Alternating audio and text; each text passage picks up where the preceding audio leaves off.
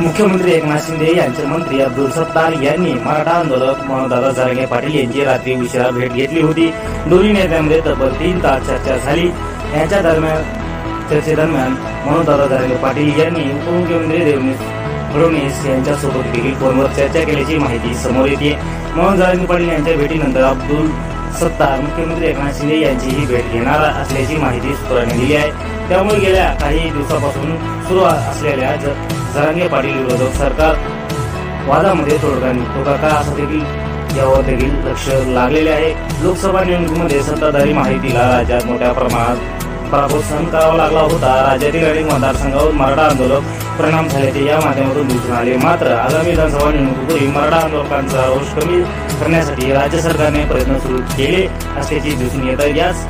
याचाच एक भाग म्हणजे मंत्री अब्दुल सत्तार यांनी मनोज जरांगे पाटील यांची घेतलेली भेट घेतल्याची चर्चा सध्या सुरू आहे। तसेच अब्दुल सत्तार यांनी घेतलेला हा पुढाकार फळाला जातो का याबाबत देखील चर्चा सुरू आहे। बुधवारी रात्री मंत्री अब्दुल सत्तार यांनी 100 गाड्यांचा ताफा घेऊन आंतरवली सराटी गाठली। त्याने मनोज जरांगे पाटील यांची भेट घेऊन चर्चा केली होती।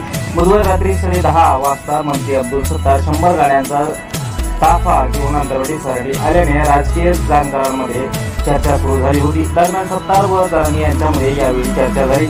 चर्चेचा तपशील समजू शकला नाही। मंत्री अब्दुल सत्तार ताफा आंतरवली सराटी दाखल झाला। त्यावेळी जरांगे पाटील नुकसानीच्या पाहणीसाठी बाहेर गावी गेले होते। त्यामुळे सत्तारांना जवळपास 1.5 तास त्याची प्रतीक्षा करावी लागली। अब्दुल सत्तार यांची अचानक भेट आणि यामागील काय कारस्थान या सरकारचं कारस्थान आपण लवकरच या व्हिडिओच्या माध्यमातून पाहू। एकनाथ शिंदे यांचे मंत्री अब्दुल सत्तार 100 गाड्यांचा ताफा घेऊन आंतरवाडी सराटीत दाखल झाले। मात्र त्यावेळेस मनोज जरांगे पाटील हे पाहणी करणे गेले असल्यामुळे नव्हते। त्यामुळे अनेक राजकारत्यांना तिथे चर्चेला उदाहरण मिळालं की अब्दुल सत्तार हे आंतरवली सराटीत का दाखल झाले। त्याचबरोबर या सरकारनं मराठा आरक्षणावर काहीतरी तोडगा काढल्याचा दिसतोय असं देखील प्रश्न या ठिकाणी निर्माण होतोय। अब्दुल सत्तार आंतरवली सराटीत गेले आणि आंतरवली सराटीत पोहोचल्यानंतर तिथे मनोज जरांगे पाटील बाहेर गेले होते। त्यानंतर कारणास्तव त्यांना 1.5 तास तिथे त्यांची प्रतीक्षा करावी लागली। जरांगे पाटील दौऱ्यावर आल्यानंतर मनोज जरांगे पाटील आणि अब्दुल सत्तार यांची भेट झाली। ती भेट जवळपास 3 तास चर्चा चालू होती। त्या भेटीमध्ये मनोज जरांगे पाटील हे देवेंद्र फडणवीस यांच्याशी फोनवर संपर्क साधला। अब्दुल सत्तार मंत्री आंतरवलीतून मुंबईला गेल्यानंतर त्यांची एकनाथ शिंदे साहेबांसोबत चर्चा होणार आहे अशी माध्यमांची चर्चा आहे। ही चर्चा बंद झाली असल्यामुळे तिथल्या कोणाला काही सांगता येत नव्हतं। मात्र मनोजदादा जरांगे पाटील आणि अब्दुल सत्तार यांनी एक पत्रकार परिषद घेतली। त्या पत्रकार परिषदेत या 3 तासाच्या बैठकीमध्ये मनोज जरांगे पाटील आणि अब्दुल सत्तार यांच्यामध्ये नेमकी चर्चा काय झाली एक पत्रकार परिषद घेऊन दोघांनीही आपलं मत केलेलं आहे। लोकसभा निवडणूक झाली, यामध्ये महायुतीला बरेच खस्ते घासावे लागले, अपमान देखील झाला, पराभव देखील झाला।